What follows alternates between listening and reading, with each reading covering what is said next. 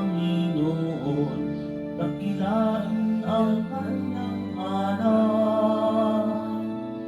Purihin siya ay awitan at papurihan magpakailanman. Sa ngala ng Ama at ng Anak at ng Espiritu Santo. Amen. Ang pagpapala ng ating Panginoong Hesukristo, ang pag-ibig ng Diyos Ama, at ang pakikipagkaisa ng Espiritu Santo naway sumainyong lahat. At sumaiyo rin. Mga kapatid, tinipon tayo bilang kaanib ng angka ng Diyos. Kaya dumulog tayo sa mawaing Panginoon na nagpapatawad ng lubos. Sinugong tagapagpagaling sa mga nagsisisi, Panginoon, kaawaan mo kami. Panginoon, kaawaan mo kami.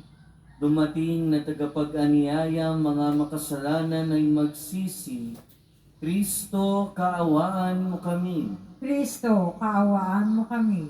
Nakaluklok ka sa kanan ng Diyos Ama para ipamagitan kami. Panginoon, kaawaan mo kami. Panginoon, kaawaan mo kami. Kaawaan tayo ng makapangyarihang Diyos, patawarin tayo sa ating mga kasalanan at patnubayan tayo sa buhay na walang hanggan. Amen. Manalangin tayo.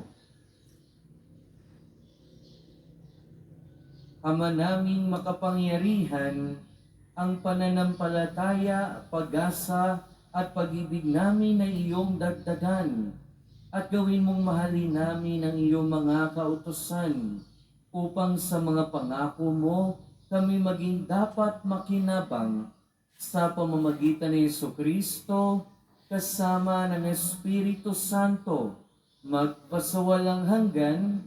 Amen. Magsiupo muna ang lahat. Pagbasa mula sa mga taga-Epeso.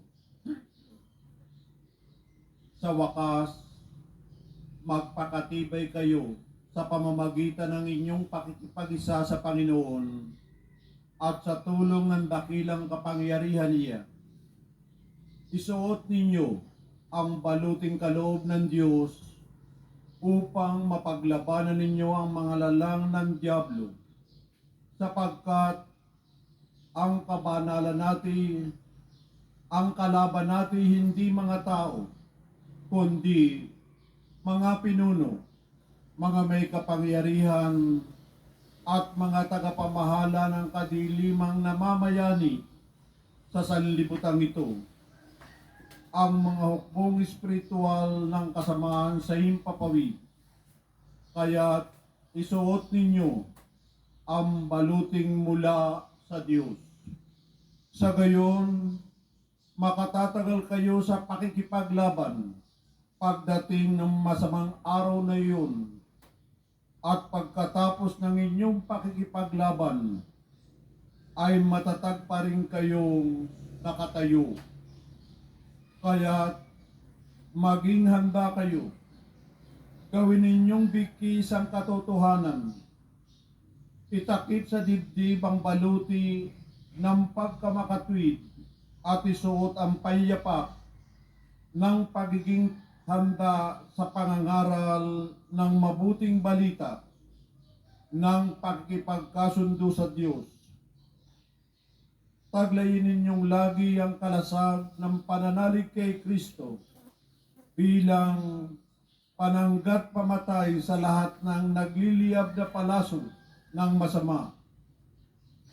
Isuot ninyo ang helmet ng kaligtasan at kunin ninyo ang tabak na kaloob ng Espiritu sa makatwid ang salita ng Diyos. Ang lahat ng ito'y gawin ninyo sa pamamagitan ng mga panalangin at pagsamo. Manalangin kayo sa lahat ng pagkakataon sa patnubay ng Espiritu. Kaya lagi kayong maging handa at patuloy na manalangin para sa lahat ng hinirang ng Diyos. Ipanalangin din ninyo ako'y pagkalooban ng wastong pananalita upang buong tapang kong may pahayag ang hiwaga ng mabuting balita. Dahil sa mabuting balitang ito, ako'y sinugo at ngayon natatanikalaan.